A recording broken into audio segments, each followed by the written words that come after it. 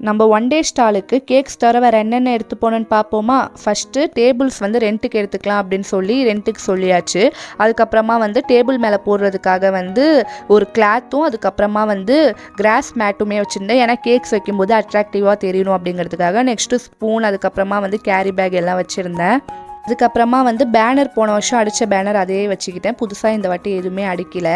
இன்னொன்று வந்து முக்கியமாக என்னென்னா, போன வாட்டி நம்ம ப்ரௌனிஸ் மட்டும்தான் போட்டிருந்தோம். இந்த வாட்டி ஜார் கேக், ரெஸ்ட்லெஸஸ் அந்த மாதிரி எல்லாம் போட்டதுனால அதோட ரேட் என்ன, அது என்னங்கிறது தெரியணும் அப்படிங்கிறதுக்காக ப்ராப்பராக வந்து கார்ட்போர்டு பாக்ஸில் வந்து பிரிண்ட் எடுத்து ஒட்டி வச்சு ப்ராப்பராக நிற்கிற மாதிரி வச்சுருந்தேன். அதுக்கப்புறமா வந்து மணிலாம் வாங்கி போடுறதுக்காக எனக்கு வந்து வாட்டமாக இருக்கணும், டக்குன்னு வாங்கி க்ளோஸ் பண்ணணும் அப்படிங்கிறதுக்காக பாப்பாவோட ஒரு கூடை இருந்துச்சு, அதை யூஸ் பண்ணிக்கிட்டேன்.